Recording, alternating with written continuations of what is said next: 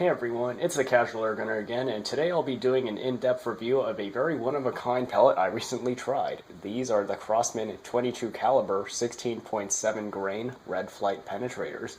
You can tell where their name comes from just from looking at them. And I'm actually reluctant to even call these pellets because they look a lot more like bullets to me. All that aside though, cool looks don't really make a pellet if it can't hit and punch through stuff, so this video is here to test that out. One thing about these people have to know first is that they will not cycle in magazines. These rounds are simply too long for that to happen. Take this Gamma Swarm magazine for instance. You can see that the round is basically as long as the depth of the magazine, not including the wall of the magazine. It's not just the Gamma Swarm either. To my knowledge, I haven't fired a single repeating air gun that would cycle these. So for some people, that's a deal breaker. For some, it's not. It depends on how important that is to you.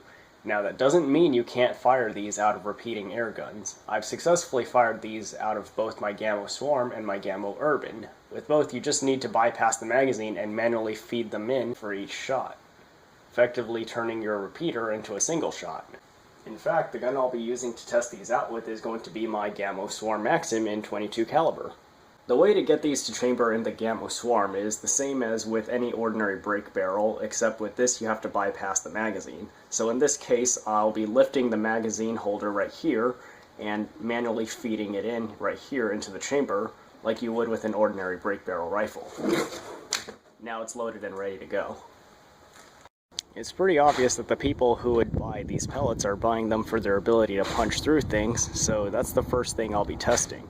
I've got two hard targets set up here, a steel thermos cup on the left and a 1-inch thick fence board on the right.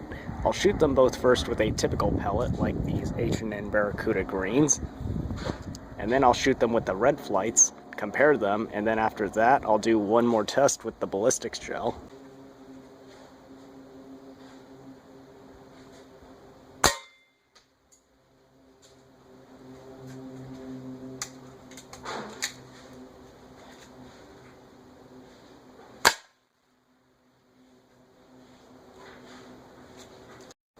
So I went ahead and turned the fence board around, and you can see that the H&N Barracuda green did make it through the 1-inch fence board, but it didn't quite make it through the steel cup. So now let's go ahead and try again with the red flights.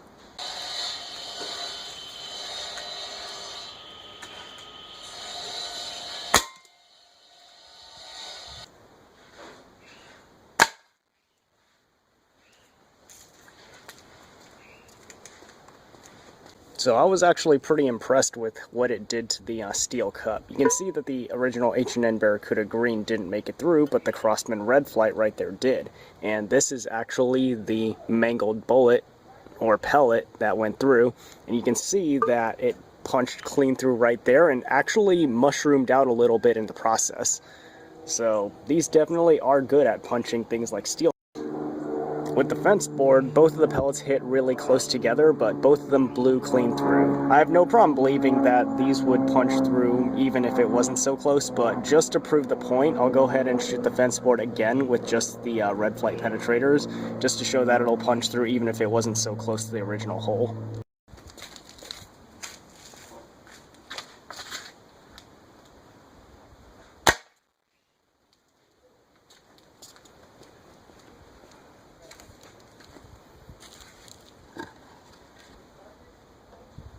Clean through.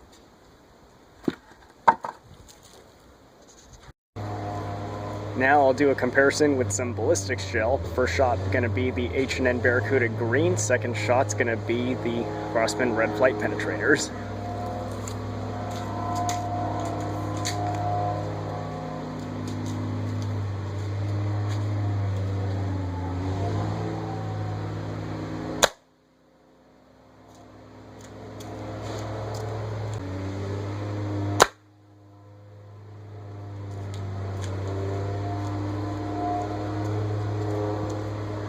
So you can see in the ballistics gel, the H&N Barracuda green is right about there, and the Crosman Red Flight 22 is right about here. So it looks like they did follow through on their promise to punch in deeper. It looks like these pellets do live up to their name, but all that power is no good if it can't hit things, so now I'm going to test for accuracy.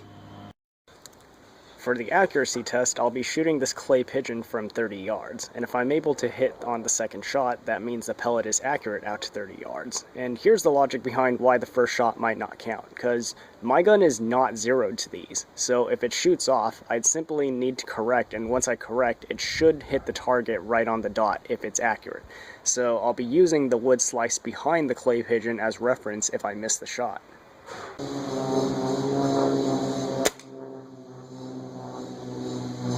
Looks like I hit it on the first shot, actually. Looks like I did manage to hit it on the first shot when I was aiming at the center. It looks like it hit a little bit high, so if I aim a little bit lower, I should be able to hit it dead center. But that's surprisingly accurate.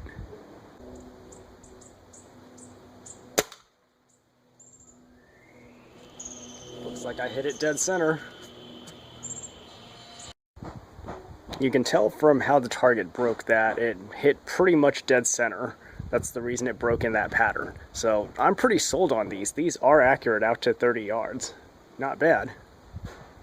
So what's the verdict? Well, from an objective standpoint, if you own a single shot, it's hard to go wrong with these. The one deal breaker for me is they don't cycle in repeaters.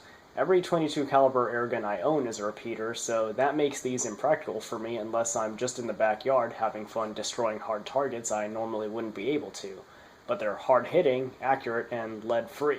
Out of all the pellets I've tried, these are probably the best performing non-lead ammo you could easily find, from a ballistic standpoint anyway. If a manufacturer could make unleaded pellets with the same ballistic performance as these and also cycle in repeaters, I'd be set on my choice of ammo for life. However, these are pricey, so I'd personally just use them for occasions. Anyway, I hope you enjoyed the video. Like it if you did, and check out my channel if airguns are your thing, and thank you for watching.